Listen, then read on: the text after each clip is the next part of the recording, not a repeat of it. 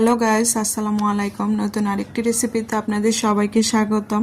আজকে আমি একটি রেসিপি রান্না করব, আর এটা হচ্ছে আমি আমার মতো করে রান্না করব। এখানে হচ্ছে আমি থাই স্যুপ রান্না করব। তো আমি প্রথমে থাই স্যুপটা রান্না করার জন্য এখানে সবগুলো উপকরণ নিয়ে নেব। আর এখানে নিয়েছি আমি হচ্ছে মুরগির মাংস, আর নিয়েছি ছোট চিংড়ি। আর এই ছোট চিংড়িটা দিয়ে থাই স্যুপ করলে আমার ছেলে অনেক পছন্দ করে।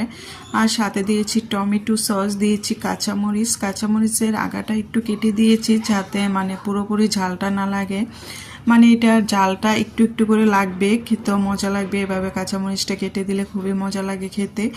আর দিয়েছি হচ্ছে লাল মরিচের ফাঁকি, দিয়েছি কর্নফ্লাওয়ার, তারপর সাথে দিয়েছি একটু সয়া সস, তারপর দিয়েছি ডিমের কুসুম। সাদা অংশটা দেওয়া যাবে না। আর এই তো ডিমের কুসুমটা আমি সুন্দরভাবে দিয়ে দিলাম। আর এখন দিব হচ্ছে থাই স্যুপটা। তো থাই স্যুপের যে প্যাকেটটা ওইটা আমি দিয়ে দিলাম এখানে। আর দিয়ে হচ্ছে আমি সবগুলো উপকরণ একসাথে মেখে নেব, আর অনেকক্ষণ পর্যন্ত সুন্দর করে মেখে নেব যেন সবগুলো উপকরণ একসাথে সুন্দরভাবে মাখা হয়। এভাবে আমি মেখে নেব।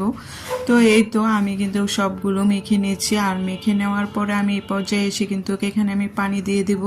আর পানিটা দেওয়ার পরে আমি অল্প আছে কিন্তু এটা বসিয়ে দেব চুলায়। তো এই তো সবগুলো উপকরণ কিন্তু আমার মিক্স হয়ে গেছে। এখন কিন্তু আমি চুলায় বসিয়ে দিয়েছি, আর চুলার আঁচটা একটু কমিয়ে দিতে হবে। তো এই তো এটা অনবরত নাড়তে হবে, আর শুধু নাড়ার উপর রাখতে হবে, নইলে কিন্তু তলায় লেগে যাবে। তো এখানে কিন্তু আমি ভালোভাবে থাই স্যুপটাকে রান্না করে নিলাম। আর এই তো থাই স্যুপের যে ঘনত্বটা কিন্তু খুবই সুন্দর হয়েছে, আর খেতে কিন্তু দারুণ মজার ছিল।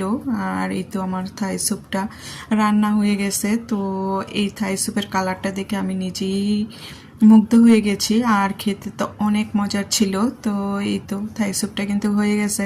তো এখানে কিন্তু থাই স্যুপটা যখন ঘন হয়ে আসবে তখন কিন্তু আমি নামিয়ে নেব চুলা থেকে। আর এই তো চুলা থেকে নিয়ে কিন্তু আমি একটা বাটিতে ঢেলে নিলাম। আর এটা কিন্তু খেতে দারুণ মজা ছিল, কালারটা দেখে বোঝা যাচ্ছে কতটা মজার হবে।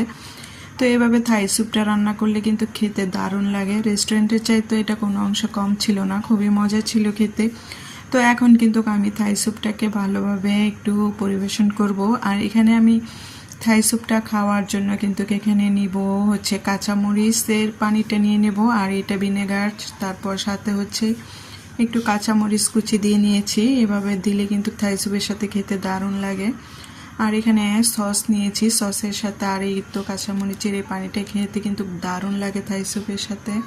তো এই তো আমি নিয়ে নিলাম। তো আমার রেসিপিটি কেমন লাগলো কমেন্টস আপনাদের মতামত জানাবেন। আমার রেসিপিটি আজকে কেমন হয়েছে। তো এই পর্যন্তই আজকে মতো বিদায় নিলাম। তো নেক্সট ভিডিওতে আবার দেখা হবে আপনাদের সাথে। ততক্ষণ